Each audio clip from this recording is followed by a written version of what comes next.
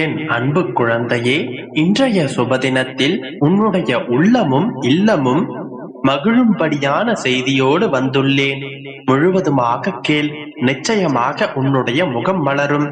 இப்போது உன்னுடைய முறையீடுகள் எல்லாம், உயிராய் நேசித்த உறவுகள் எல்லாம் உதறிச் சென்று விட்டனர்.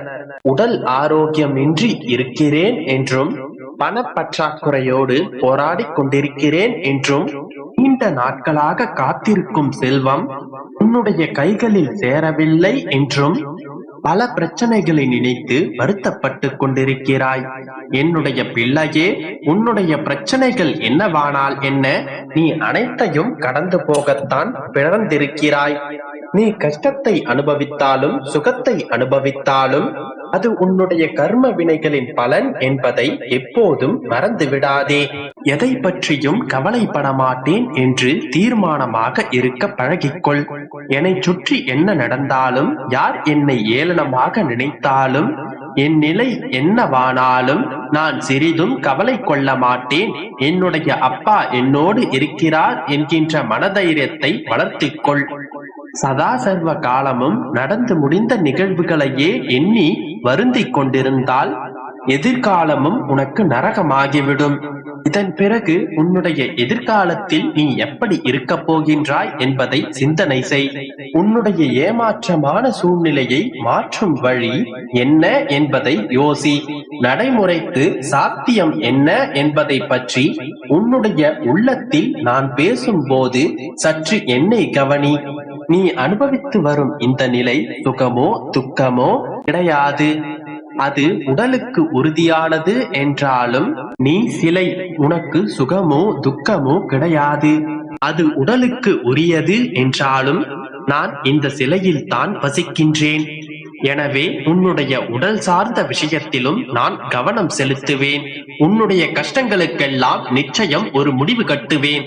ஒரு நிரந்தரமான ஒரு தொழிலையும் உனக்கு பிடித்தமான வாழ்க்கையையும் உன்னிடத்தில் சேர்த்து உன்னுடைய கஷ்டங்களிலிருந்தும் உன்னுடைய துயரங்களிலிருந்தும் நிச்சயமாக நான் உன்னை விடுவிப்பேன். நீ அழைக்கும் போதெல்லாம் உன்னுடைய அருகில் நான் வந்து கொண்டுதான் உள்ளேன். உனக்காக யாரும் இல்லை என்று ஒரு நொடியும் வருந்தாதே. உன்னை பார்த்துக் கொள்வதற்கு உன்னுடைய அப்பா நான் இருக்கின்றேன். ஏன் உனக்கு இந்த துன்பங்கள், எதற்கு இந்த துயரங்கள் என்று வருத்தப்பட்டு கொண்டே இருக்காதே. கருமேகம் இல்லை என்றால் மழை இருக்காது, பயிர்கள் முளைக்காது, தாகத்திற்கு அருந்த நீர் கூட கிடைக்காது. ஆனால் மழை பொழிந்தால் எல்லா வளமும் இருக்கும். மழை பொழிந்தவுடன் கருமேகங்கள் கலைந்துவிடும். உன்னுடைய வாழ்க்கையிலும் துன்பங்களும் துயரங்களும் கார்மேகங்களைப் போல சூழ்ந்து கொண்டிருக்கின்றது. அவை மகிழ்ச்சி என்கின்ற மழை உன்னுடைய வாழ்க்கையில் பொழிந்த பிறகு கலைந்து போய்விடும். இப்போது உன்னுடைய வாழ்க்கையில் கார்மேகங்கள் மறைந்து மகிழ்ச்சி பொழியும் நேரம்.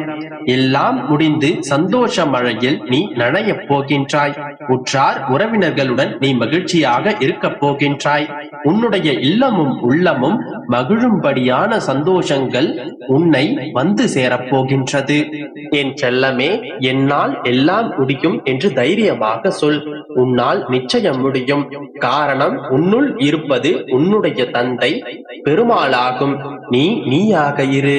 உன்னுடைய உண்மையான குணம் கண்டவர்கள் உன்னை நேசிக்கட்டும், பிடிக்காதவர்கள் போகட்டும். அவர்களுக்கு பிடிக்க வேண்டும் என்று உன்னை நீ மாற்றிக்கொண்டால் அந்த மாற்றமும் நிலையாக இருக்காது. அதனால் ஒரு அன்பும் நிலையாக இருக்காது. வாழ்க்கை என்பது எப்போதுமே நீ விரும்பியது போலவே இருக்காது. ஆனால் நீ எதிர்பார்ப்பதை போல நிச்சயம் உன்னால் அமைத்துக் கொள்ள முடியும். நீ முயற்சி செய்தால் மட்டுமே அது உன்னால் முடியும். புகழ்வதை காட்டிலும் ஊக்கப்படுத்துவது சிறந்தது. வாழ்வதை காட்டிலும் வாழ வைப்பதே மிகச் சிறந்தது. உன்னுடைய முயற்சியில் எந்த தடைகளும் வரக்கூடாது என்று நினைக்காதே. நடந்து செல்லும் உன்னை பாய்ந்து செல்ல வைப்பது அந்த தடைகள் மட்டுமே. தடைகளை எதிர்த்து போராடு. நிச்சயம் நீ வெற்றி பெறுவாய். வாழ்க்கையில் எதுவுமே நிலையானது இல்லை என்பதை நீ உணர ஆரம்பித்து விட்டால் கஷ்டங்கள் உன்னுடைய வாழ்க்கையில் இருக்காது. தன்னையே அடக்கி ஆள கற்றுக்கொள். உலகமே உன்னுடைய கட்டுக்குள் அடங்கும். தனிமை வேதனை என்று நினைத்து விடாதே. சாதனை செய்யும் அளவிற்கு சிந்தனைகளை தனிமைதான் உனக்கு கற்றுக் கொடுக்கும்.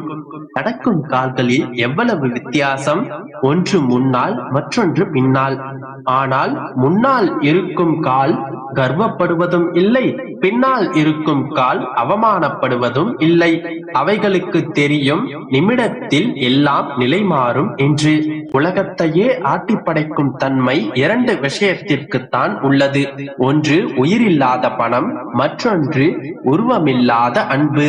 இவை இரண்டைத்தான் ஒவ்வொரு மனிதனும் மரணம் வரை தேடி அலைந்து திரிந்து களைத்து போய் கடைசியில் பிடிப்பு இல்லாமல் ஆகின்றான்.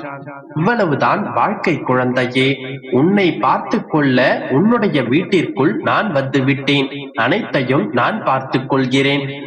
இதன் பிறகு உன்னுடைய வாழ்க்கையில் அனைத்துமே உனக்கு வெற்றிதான் என் செல்லமே. யார் என்ன சொன்னாலும் உனக்கு பிடித்ததை போல் நீ வாழ்.